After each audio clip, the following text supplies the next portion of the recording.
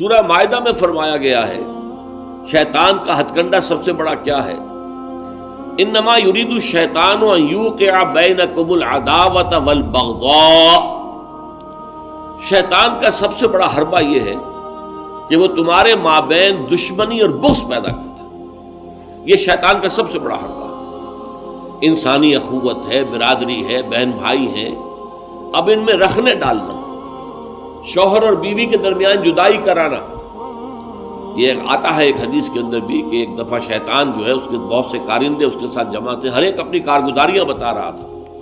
میں یہ کر کے آیا ہوں، میں یہ کر کے آیا ہوں۔ تو ایک نے کہا میں شوہر اور بیوی کے درمیان ناچاقی پیدا کر کے آ گیا، تو شیطان نے اسے شاباش دی کہ تم نے سب سے اچھا کام کیا۔ اس کی وجہ یہ کہ اس سے پورا خاندانی نظام مختل ہو جائے، اور جہاں خاندانی نظام جو ہے وہ خراب ہو جائے تو پھر اس معاشرے کے تباہ اور برباد ہونے میں زیادہ دیر نہیں لگتی۔ تو یہ در حقیقت شیطان کا جو حربہ ہے،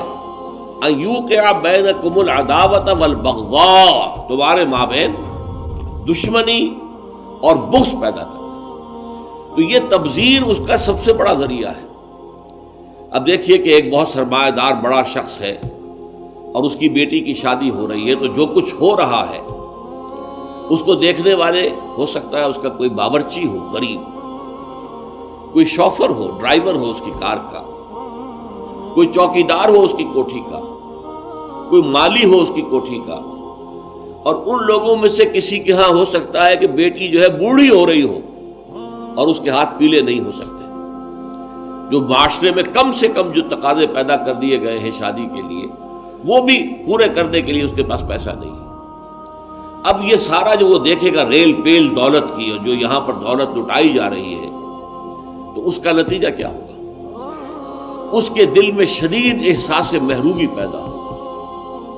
ہیوز اور ہیو ناٹس کا ایک شعور اور احساس اور ادراک پیدا ہو جائے گا، یہ مترفین ہیں، ہم محرومین ہیں۔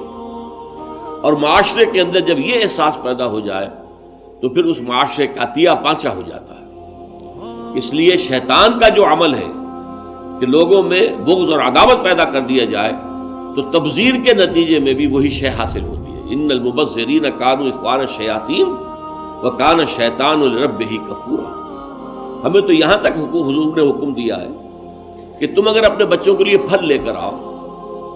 تو یا تو پڑوس کے بھی بچوں کے لیے وہ پھل بھیجو ان کے گھر کے اندر، اور یہاں اگر تمہارے پاس اتنی ہی صرف مقدرت تھی کہ اپنے بچوں کے لیے کچھ لے آئے ہو، اس سے زیادہ کا امکان ہی نہیں تھا،